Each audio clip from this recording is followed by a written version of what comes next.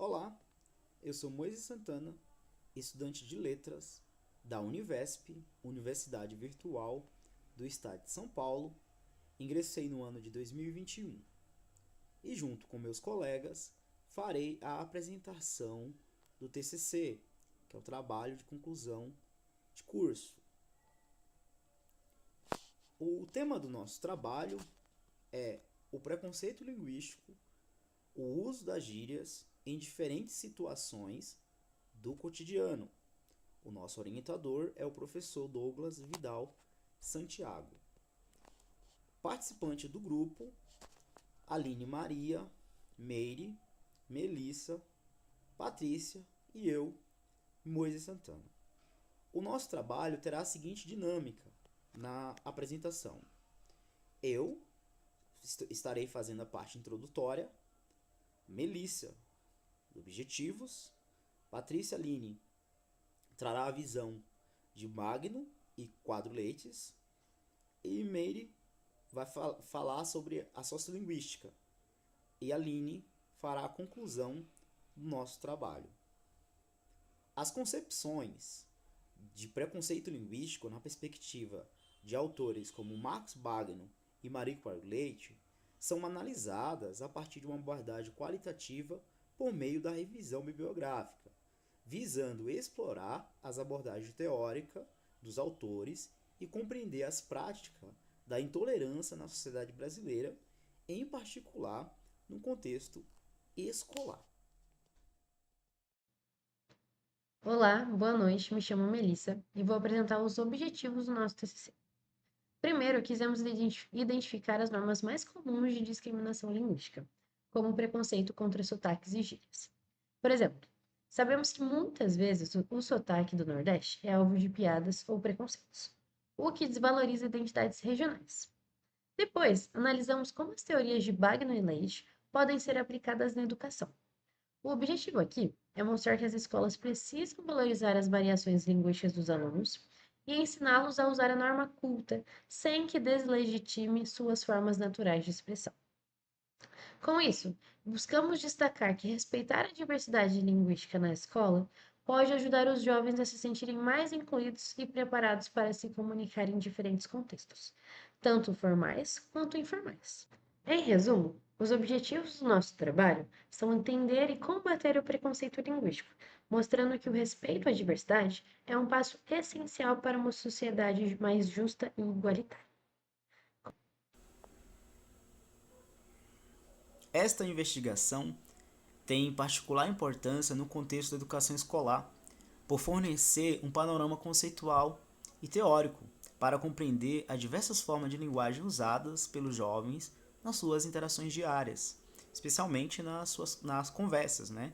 Que os jovens utilizam gírias e como esse fenômeno interfere na comunicação e na educação informal, uma vez que a linguagem está presente nos ambientes frequentados pelos jovens, como as redes sociais, as conversas informais e muitas vezes em conflitos, como demanda de um discurso formalizado, sobretudo em ambientes acadêmicos e profissionais, que são propostos pela educação formal.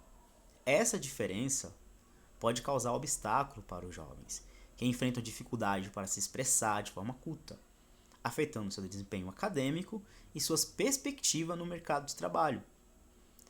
Além disso, essa pesquisa se justifica por analisar como o preconceito linguístico, muitas vezes associado de forma superficial ao uso de palavras inadequadas, afeta a inclusão e o progresso social, reforçando estigmas e desigualdades.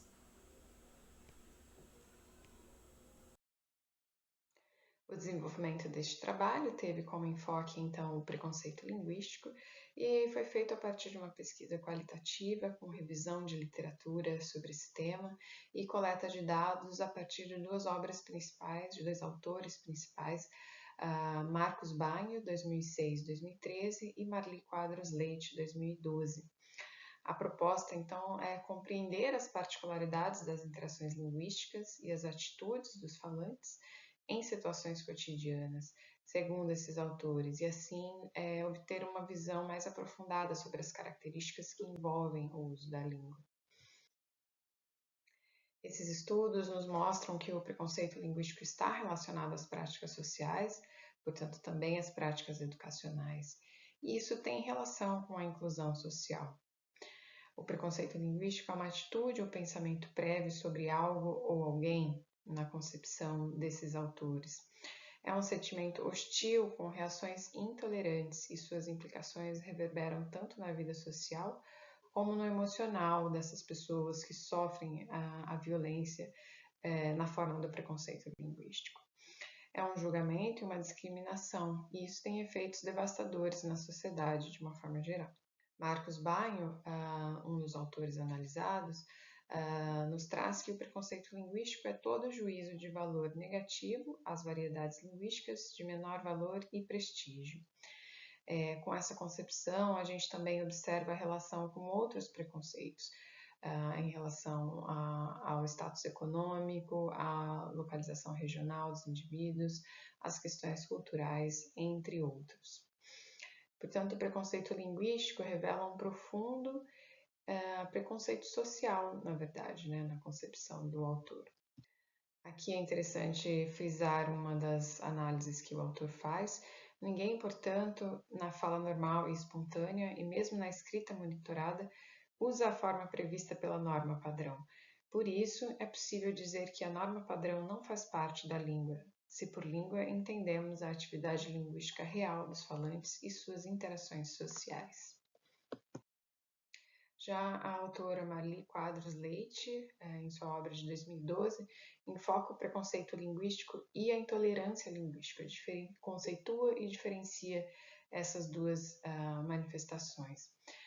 De acordo com Leite, o preconceito é a discriminação em relação à linguagem do outro, sem expressá-la discursivamente, é algo silencioso, mais difícil de ser notado. E aí ela diz que é um não gostar, é um achar feio, um achar errado, um uso ou uma língua. Já a intolerância linguística é expressa. Isso fica claro por meio de um discurso metalinguístico, ou seja, são discursos em que a linguagem não é considerada legítima, né? Uma linguagem específica não é considerada legítima. A intolerância linguística, portanto, é uma violência contra a humanidade e a história da vítima. De acordo com Leite, a intolerância linguística existe e é tão agressiva quanto outra qualquer, pois atinge o cerne das individualidades. A linguagem é o que o homem tem de mais íntimo e o que representa a sua subjetividade. Não é exagero, portanto, dizer que uma crítica à linguagem do outro é uma arma que fere tanto quanto todas as armas. Os autores analisados neste estudo discutem os prejuízos da crença de que existe uma língua única a ser utilizada, que é aquela dos livros, aquela dos manuais, e isso nos apresenta barreiras para a inclusão social e educacional dos indivíduos. Os estudos mostram que as variações são legítimas e os enunciados usam o espectro padrão ou não padrão da língua, ora mais, ora menos, e isso pode acontecer dentro de um mesmo grupo social. Então, é um aspecto chave reconhecer as distinções e os usos possíveis, também em sala de aula, né, esses usos da língua, respeitando as realidades e as representações dos estudantes. Olá, tudo bem? Meu nome é Meire Silva e hoje vim falar um pouquinho sobre sociolinguística. Sociolinguística é o estudo que relaciona o sujeito e a língua, além de levar em conta fatores extralinguísticos, que são todos os aspectos que envolvem os fatores sociais e contextuais. William Labov desenvolveu a teoria variacionista, que destaca como os aspectos sociais, a idade, a ocupação influenciam o sujeito na fala.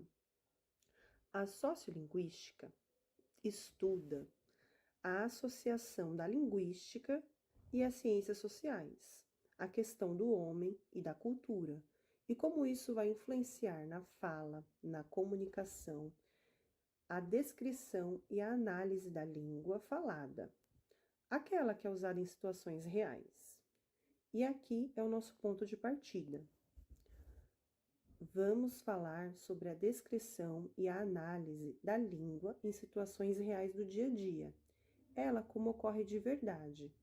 E as gírias reforçam o sentimento de pertencimento, criam códigos linguísticos compartilhados entre grupos específicos.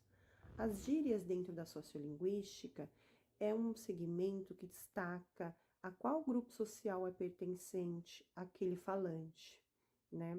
A variação linguística das gírias trata de um grupo específico. Quem são os que falam, por e por que eles utilizam esse meio de comunicação. As gírias são palavras ou expressões informais que estão enraizadas no nosso dia a dia.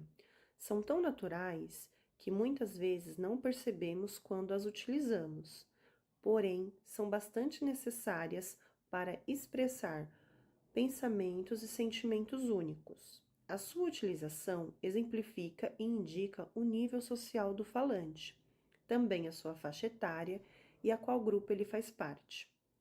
As gírias aceleram a comunicação e é aceitável socialmente quando utilizada em contextos informais, em conversas e situações do cotidiano, como troca de mensagens rápidas. E geralmente com pessoas próximas ao falante, pessoas do convívio familiar e amigos. As gírias também mudam de acordo com a localização, idade e ocupação do falante. Sua intenção é adaptar e personalizar a comunicação. Bom, para concluir a explanação sobre o tema preconceito linguístico que nós estudamos, eu apenas gostaria de salientar em como a gente faz isso todos os dias e como nós próprios tratamos os jovens ao nosso redor, e como a gente tem a tendência em corrigir as pessoas pelo que a gente acredita ser a forma bonita de se falar, às vezes nem é correta, mas pelo que nos foi ensinado, que existe uma forma mais bonita do que a outra de se falar, de se comunicar, sendo que a comunicação ela não deve ser bonita, a pessoa precisa se fazer entender. A partir disso é que a gente precisa construir outras formas de comunicação, e principalmente para os adolescentes que hoje tem muita informação, que a realidade deles é completamente diferente da qual nós crescemos, e a gente acaba por causar neles desconfortos, né? Porque da maneira que a gente corrige. E principalmente para nós que estamos numa carreira de licenciatura, em como a gente precisa desenvolver isso melhor, e tentar não desprezar a forma que as pessoas falam, né? E tentar não corrigi-las, principalmente quando elas apresentam algum tipo de regionalismo, de dialeto e gíria. Porque o jovem fala muita gíria, nós falamos quando éramos mais novos, ainda falamos, né? Principalmente quando a gente está no meio de algum grupo que a gente se sente mais à vontade, e a gente acaba cobrando dos outros, sendo que nós mesmos não praticamos tanto isso, né? Aí existe uma forma do Carlos Bagno, né, que ele menciona sobre isso, que ninguém, portanto, na fala normal e espontânea, e mesmo na escrita monitorada, usa a forma prevista pela norma padrão. Né? Ninguém se comunica de fato como está na gramática da língua materna. Né? Aqueles rebuscados, aqueles textos bonitos, ninguém de fato na vida real fala daquela forma.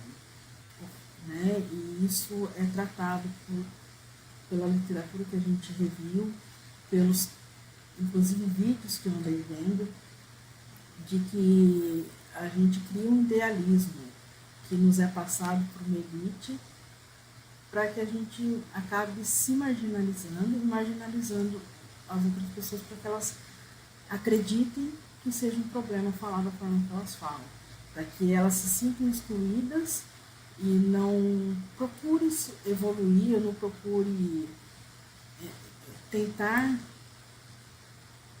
ou sequer sonhar, almejar algo melhor, porque ele acredita que, já que ele fala tão errado, já que ele não tem uma certa cultura que é denominada padrão, ele é inferior. Né?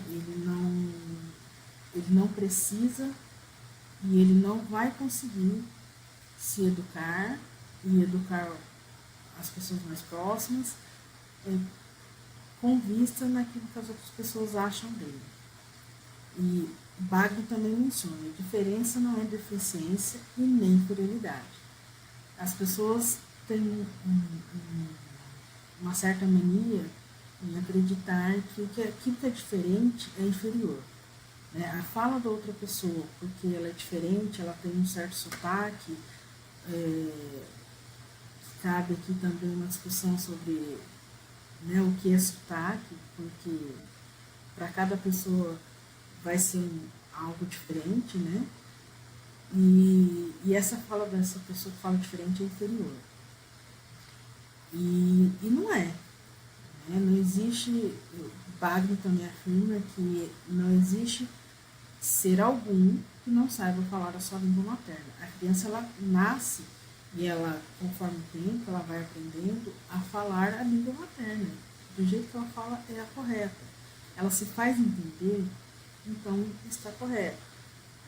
Existem algumas formas um pouco mais,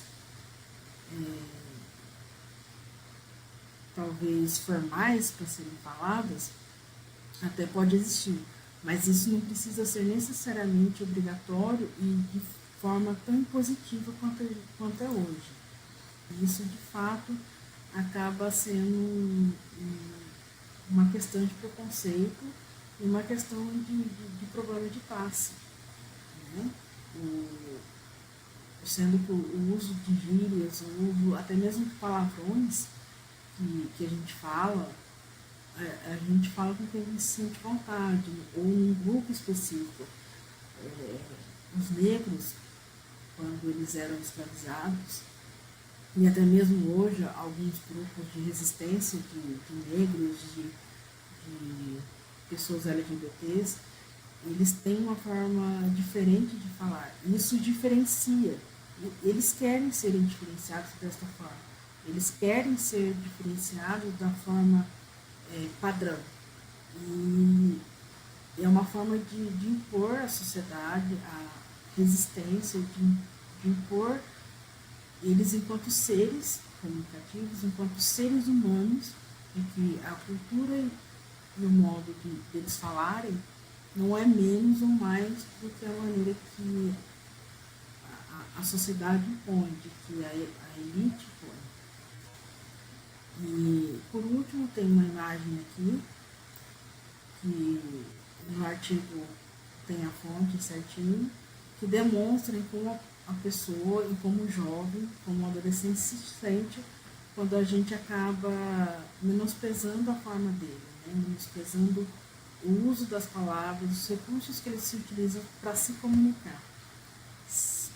Por vezes, eu confesso que é difícil deles se fazerem entender.